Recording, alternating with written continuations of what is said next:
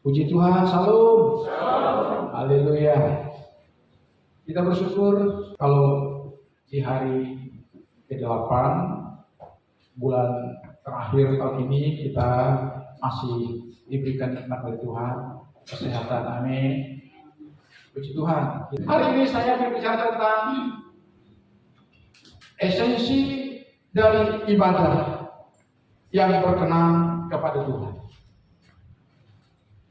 Dan tentang ibadah memang jarang kita dengar untuk dikhotbahkan, tetapi di gereja kita saya sudah sering mengkhotbahkan tentang makna ibadah, keuntungan daripada ibadah, dan berkat-berkat ibadah yang kita lakukan kepada Tuhan itu tidaklah sia-sia manakala ibadah itu kita lakukan dengan benar. Jadi kalau ibadah yang kita lakukan dengan benar itu akan berdampak dalam hidup kita. Katakan amin. Itu sebabnya pagi ini di hari ke-8 di minggu kedua bulan Desember 2024 ini kami sampaikan kembali kepada kita Matius 15 ayat 7 sampai dengan ayat 9 yang berbunyi demikian, hai orang-orang munafik, benarlah nubuat Yesaya tentang kamu. Bangsa ini memuliakan aku dengan bibirnya, padahal hatinya jauh daripadaku. Percuma mereka beribadah kepadaku, sedangkan ajaran yang mereka ajarkan ialah perintah manusia. Nah, Bapak Ibu Saudara, kata ibadah atau istilah ibadah adalah istilah yang tidak asing lagi bagi banyak umat beragama manapun. Jadi kata ibadah itu berasal dari kata atau bahasa Ibrani yaitu aboda yang artinya menyembah. Sedangkan ibadah dalam bahasa Yunani itu latreia, artinya pelayanan. Jadi kalau kita sedang melakukan ibadah, tanpa kita sadari kita sedang melayani Sang Junjungan Agung kita dengan penyembahan kita. Sedangkan kalau dalam bahasa Indonesia, berdasarkan kamus besar bahasa Indonesia, ibadah itu didefinisikan sebagai perbuatan untuk menyatakan bakti kita kepada Tuhan yang didasari atas ketaatan atas perintah Tuhan serta menjauhi larangan yang bertentangan dengan perintah Tuhan tadi.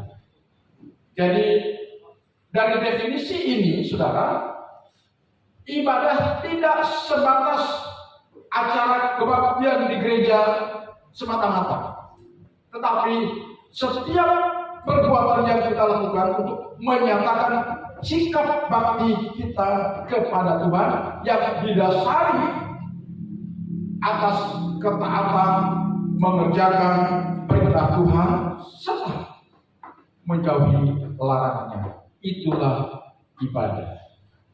Jadi kalau kita rajin beribadah tetapi kita tidak taat kepada perintah Tuhan, kita tidak menjauhi larangan yang bertentangan dengan firman Tuhan, maka kita sedang menipu diri kita. Oleh karena itu, pagi ini saya ingin mengingatkan kita semua bahwa ibadah yang kita lakukan harus ibadah yang sesuai dengan perkenanan Tuhan. Yes, saya juga pernah menyampaikan hal yang sama kepada bangsa Israel, kepada umat pilihan Allah pada waktu itu. Di dalam Yesaya pasal 29 ayat 13, dia berfirman begini, oleh karena bangsa ini datang mendekat dengan mulutnya dan memuliakan aku dengan bibirnya, padahal hatinya menjauh daripadaku dan ibadahnya kepadaku, kata Tuhan, hanyalah perintah manusia yang dihafalkan. Jadi di sini orang-orang yang disebut orang munafik, ya, karena mereka penuh dengan kepura-puraan dalam menjalankan ibadah kepada Tuhan. Jadi kata munafik dalam kamus bahasa Indonesia itu artinya berpura-pura percaya, berpura-pura setia kepada agama, tetapi sebenarnya dalam hatinya tidak. Jadi munafik itu juga bisa diartikan bermuka dua, ya. Lain di bibir, lain di hati. Iya di hati, tidak di bibir. Iya di bibir, tidak di hati. Itulah ciri khas daripada orang munafik. Dan Tuhan sangat tidak berkenan kepada kita jika kita masih terkategori sebagai orang munafik, yaitu iya di hati, no di bibir, yes di bibir, no di hati. Ya. Jadi pengakuan mulut harus sejalan dengan suara hati kita. Amin. Ya, itu yang dimaksudkan dengan orang benar. Ya, kalau sudah bertentangan dengan suara hati nurani kita, ya mengatakan kau harus berkata iya, sementara mulut menyangkalnya kita berkata tidak. Itu adalah sebuah kemunafikan.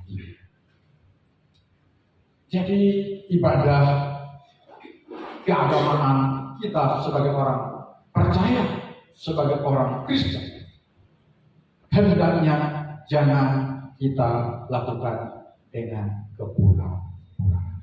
Jadi kita harus melakukan ibadah kita harus yang sesuai dan berkenan kepada Tuhan. Pertanyaannya adalah bagaimana ibadah yang berkenan kepada Tuhan itu? Saya cuma catat 3 garis besar saja. Yang pertama, saudara, ibadah yang berkenan kepada Tuhan adalah ibadah yang kita lakukan dengan ketulusan hati. Katakan dengan ketulusan hati. Saya mau tanya kepada saudara, saudara hadir di ibadah hari ini, apakah benar-benar hati saudara tulus? Kalau hanya terpaksa, takut Pak Gembala marah, takut Pak Gembala ngomel, takut Pak Gembala tidak nanti mendoakan saya. Nah, kalau ini dasarnya, ini tidak benar. Ya. Tapi jika kita menghadiri sebuah ibadah dengan kesungguhan hati, maka disanalah tentang perkenanan Tuhan dalam ibadah yang kita jalankan. Dalam 1 Tawarik pasal 28 ayat 9 berkata, engkau anakku Salomo, kenallah Allahnya ayahmu dan beribadahlah kepadanya dengan tulus ikhlas dan dengan rela hati, sebab Tuhan menyelidiki segala hati dan mengerti segala niat dan cita-cita.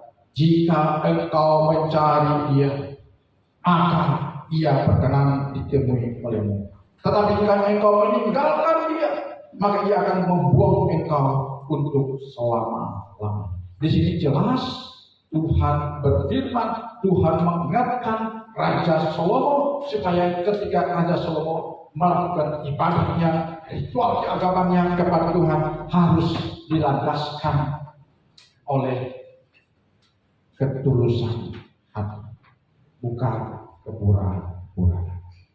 Dalam Ibrani pasal 10 ayat 22, di sana juga firman Tuhan mengingatkan kepada kita bahwa ibadah kita harus benar-benar tulus hati, sebab jika tidak tulus hati itu tidak ada manfaatnya buat kita. Saya akan bacakan ayat ini. Karena itu marilah kita menghadap Allah dengan hati yang ikhlas dan keyakinan iman yang teguh. Oleh karena hati kita telah dibersihkan dari hati nurani yang jahat dan tubuh kita telah dibasuh dengan air yang bersih. Jadi perintah Tuhan, kehendak Tuhan adalah bahwa kita harus melakukan ibadah dengan ketulusan hati. Tulus artinya sungguh dan bersih hati. Benar-benar dari hati yang suci, jujur, tidak pura-pura. Ya. Ini tulus hati. Ya. Jadi kalau kita tidak tulus hati dalam beribadah, maka mungkin kita hadir beribadah hanya sekedar menjalankan formalitas dan rutinitas agamawi kita saja. Ada apa? Hari Minggu aku ibadah karena ya itulah, karena aku Kristen. Hari Minggu aku ibadah. Kalau ibadah, ya mana lagi? Karena itu memang orang Kristen. Nah, ini berbicara tentang ibadah yang formal.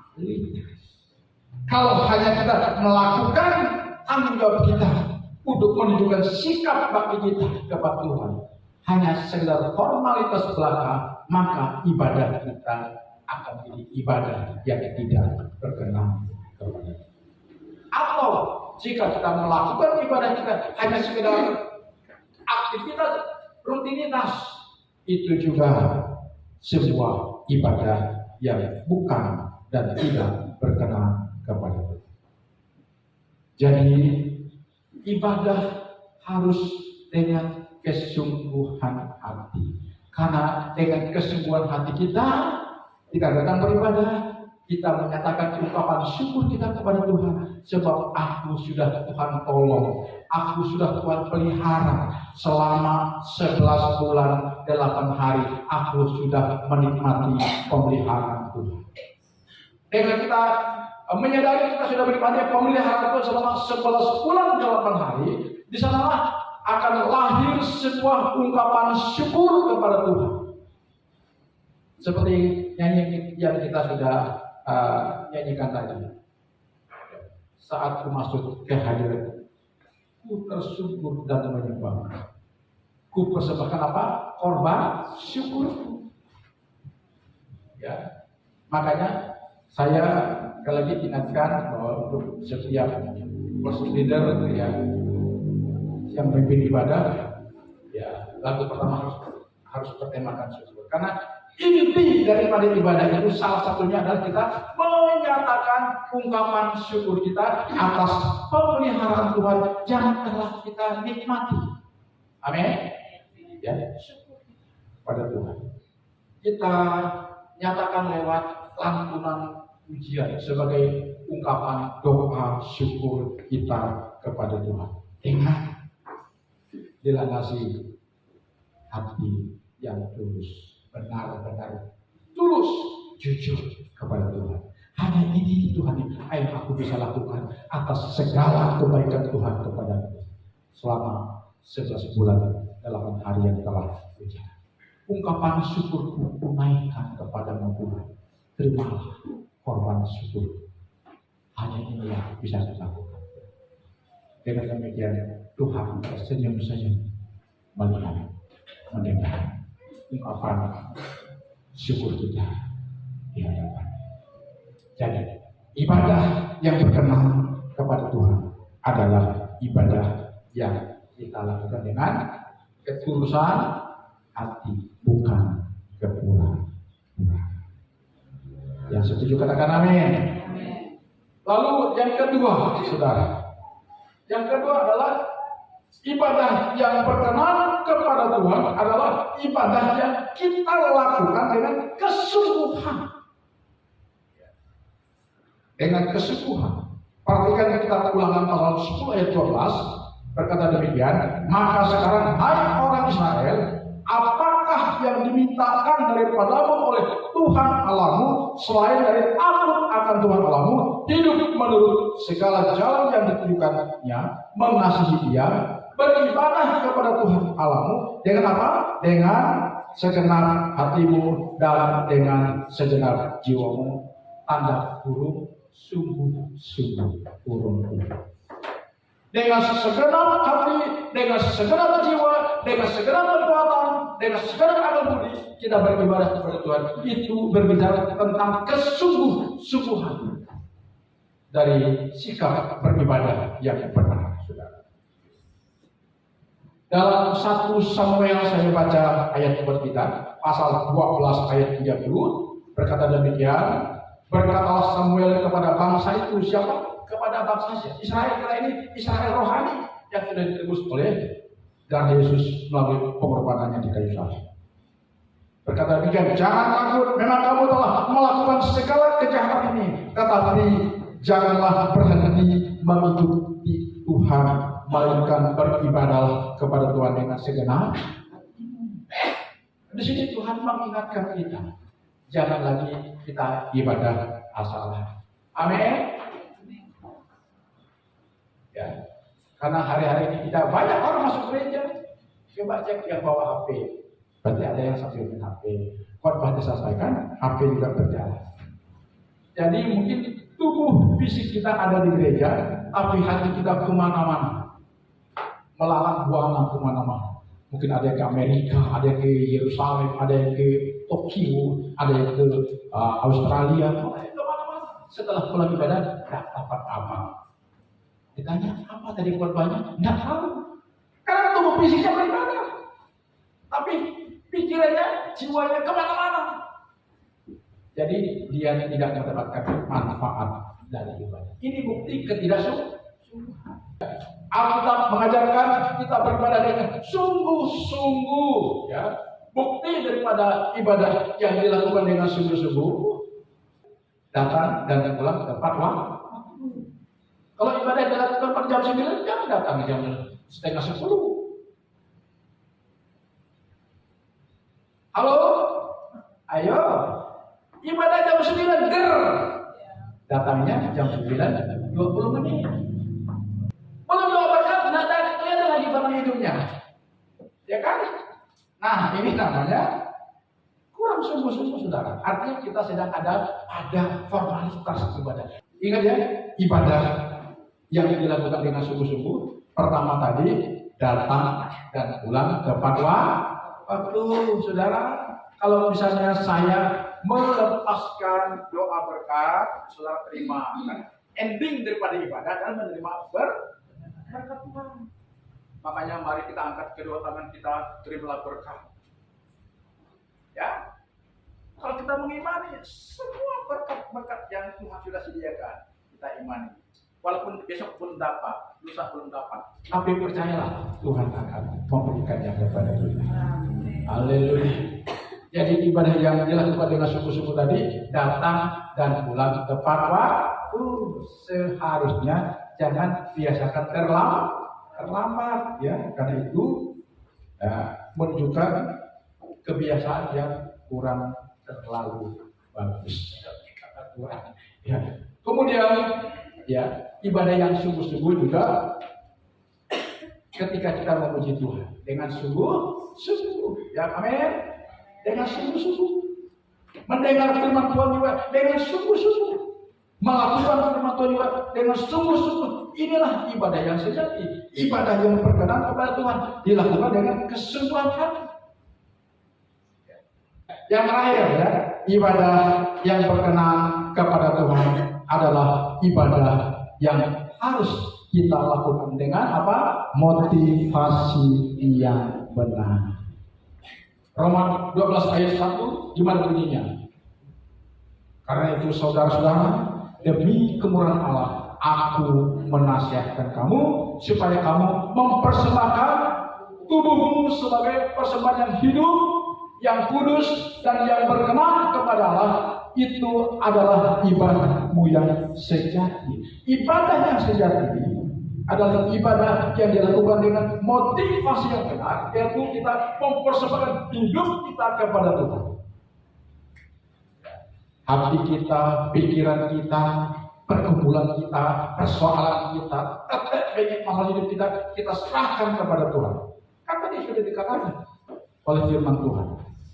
Ketika kita sedang beribadah, kita membawa seluruh keberadaan kita secara utuh. Mungkin ada persoalan, mungkin ada problematika yang belum terpecahkan, kita datang kepada Tuhan. Pertama tadi yang lupa, mensyukuri akan pemeliharaan Tuhan sudah kita nikmati. Kemudian kalau ada pergumulan, kita berdoa bersaksi kepada Tuhan. Aku punya pergumulan ini, aku punya masalah ini, tolong Tuhan. Ini maksud dengan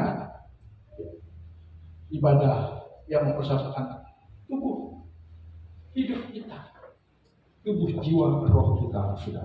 Menyatakan sikap bakti kita dan ungkapan syukur kita atas pemeliharaan Tuhan dan memohon arahan, tuntunan ajaran, teguran, didikan Tuhan. Itulah ibadah yang sesungguhnya. Jadi kita adakan ibadah tidak hanya kita menyatakan ungkapan syukur kita kepada Tuhan, tapi ada yang paling penting ya selain daripada ungkapan syukur tadi, yaitu kita menyatakan diri Tuhan, hari ini aku ibadah dengan kejujuran. Selain aku menyatakan ungkapan syukur, aku rindu apa yang ingin Engkau sampaikan kepadaku sebagai tuntunan dan arahan bagiku untuk aku menjalani hidup di hari esok dan seterusnya. Jelas Tuhan akan ajarkan kepada kita lewat firman yang disampaikan. Tuhan akan arahkan kita, Tuhan akan bimbing kita, Tuhan akan tuntun kita sesuai dengan firman yang disampaikan kepada kita. Bahkan Tuhan templah, Tuhan ajar, Tuhan tegur kita jika kita sudah berbuat yang tidak sesuai dengan ajaran Tuhan.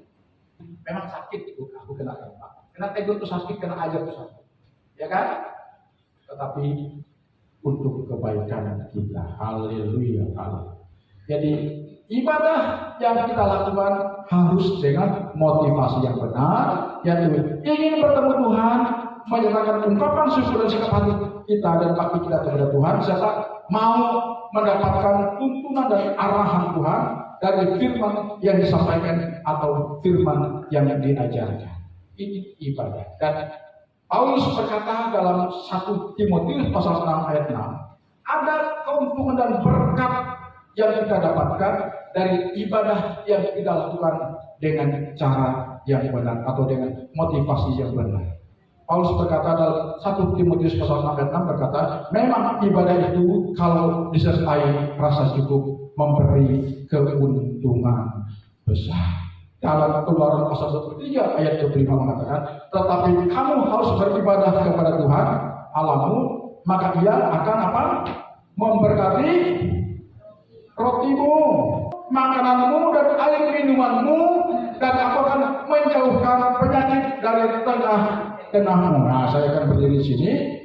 Nah, perhatikan keuntungan yang kita dapatkan atau berkat yang kita dapatkan dari ibadah yang berkenan kepada Tuhan tadi, yaitu dengan ibadah yang penuh dengan ketulusan hati, kesungguhan hati, dengan motivasi yang benar. Nah, kita lihat coba ya, dalam Keluaran pasal 23 ayat 5 mengatakan, kamu harus beribadah kepada Tuhan Allahmu, maka Ia akan memberkati roti makananmu dan air minumanmu, dan aku, maksudnya Tuhan, ya, bukan aku yang ngomong ini, aku merujuk kepada Tuhan, ya, akan menjauhkan penyakit dari tengah-tengah. Kita lihat masih ada.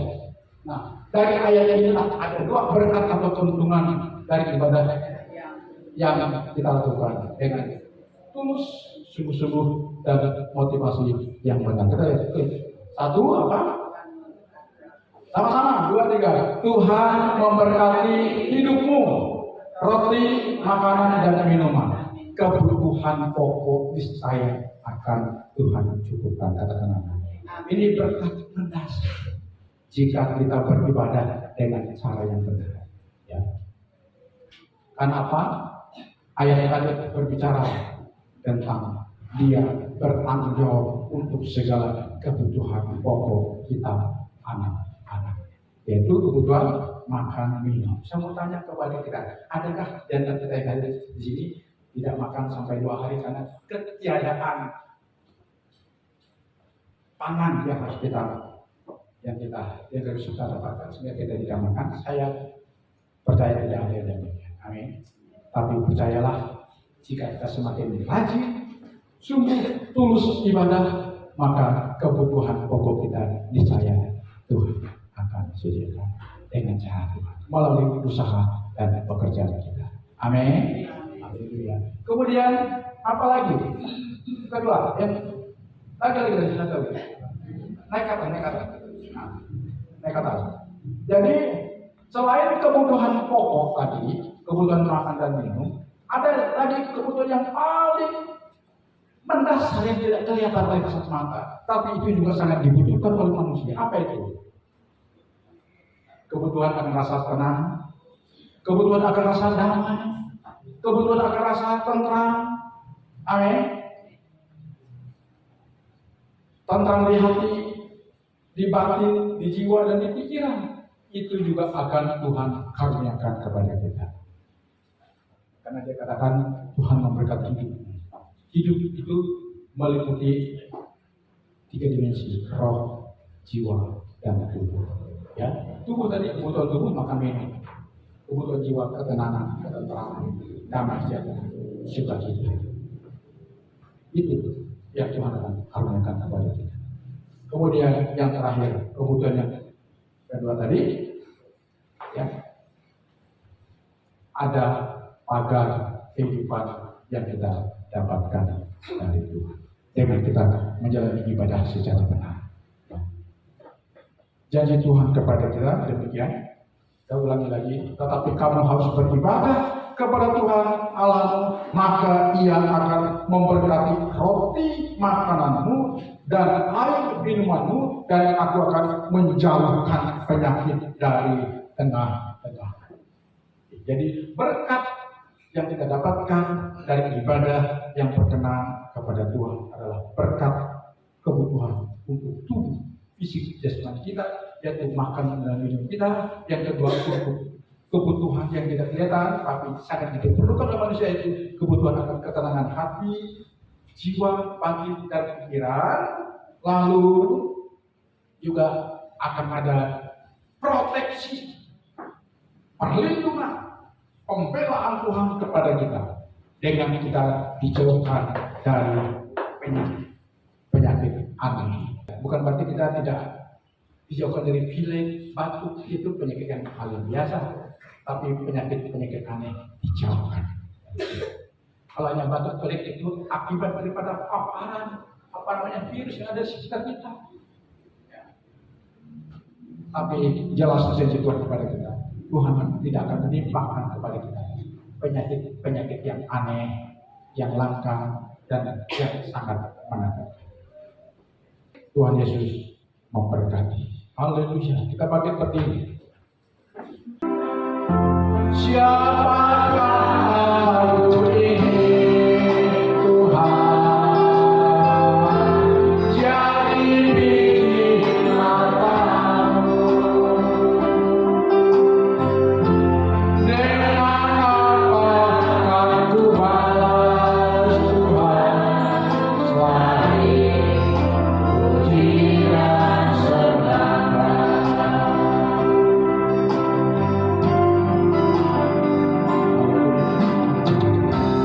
Kasih setiamu yang ku rasakan